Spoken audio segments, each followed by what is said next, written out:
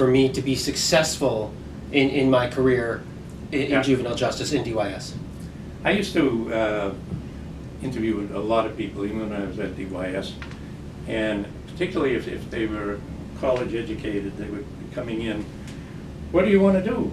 And they all wanted policy. I want to be a policy maker. Well, that sounds terrific. You know, you want to be a policy maker. Say, the first thing you got to do, if you really want to be in this field, is get to know the kids. So you got to take that direct service job. You really have to know people. Say and I had a very good reputation of working with some very difficult kids. And I had a kid, Judge Poitras, who was head of juvenile court at the time. He called me, and he said, "You come over here. We got a kid here. We don't know what to do." This is after I left the department and had communities for people. And he says, "This kid runs away from every place. We don't know what we're going to do." So I said, "Okay." So I go into the court. Here's the big judge. Here's his mother screaming about things, and the kid is in the chamber. I go into the chamber. I didn't know really what to do with the kid, but I said, "Kid, what do you want?" And kids aren't used to people asking them what they want. And you always think they're going to say, "I want to live in the Taj Mahal" or something. These kids don't want to do that. So the kid says, no.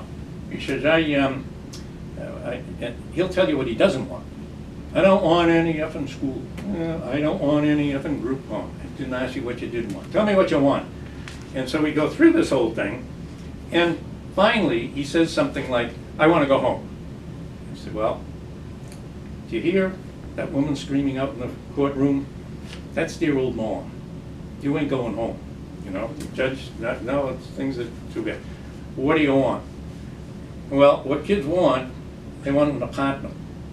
They think it's because they think that's what adults do. You live in an apartment. But the problem is they want independence, but they're really afraid of the dark. And they don't want to be by themselves. But I say, "I'll get you an apartment." Now the kid thinks I'm lying, but what? You're going to get me an apartment? I said, "I'll get you an apartment. Not only will I get you an apartment, I'll get you a guy who's going to, young guy, you know, early 20s, he's going to help you find an apartment. And not only is he going to do that, he's going to live with you in the apartment." Kids going to live with him? Yeah. So we set up programs. Now this is at communities of people, but it was the same kind of an idea of where the department's going on so many things. He said, so the kid's saying, "You're going to get me an apartment, you're going to get me a young guy who's going to help me find a job, get into school, and do that." And he said, "Yep." So that's how we set up the independent living programs for communities of people.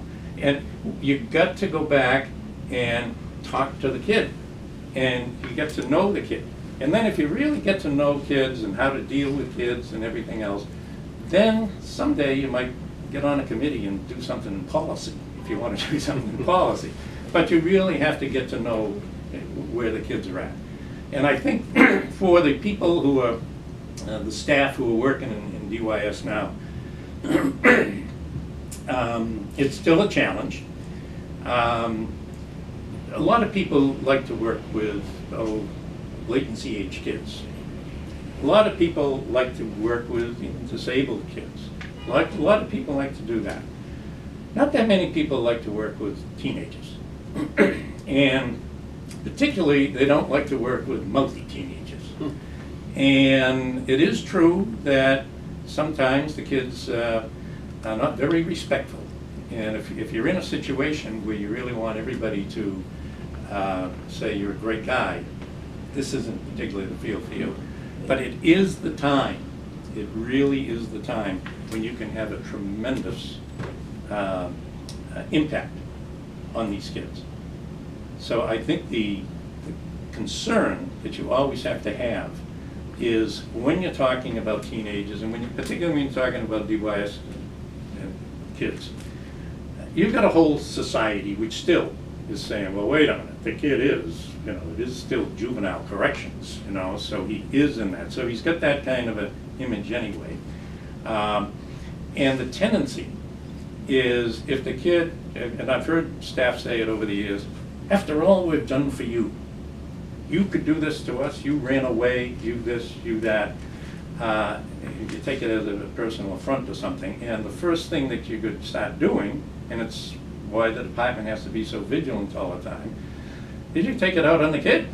And if the kid says something you don't like, and back in the old days, you just knock them down. Not my old days, but in the old days of the way things were going. And people used to say that to me, you got to get tougher with these kids. And I said, I think we've got one wonderful thing in Massachusetts going for us, and this was, back in those years. I said, we have Marvin Hagler. Marvin Hagler is the middleweight champion of the world.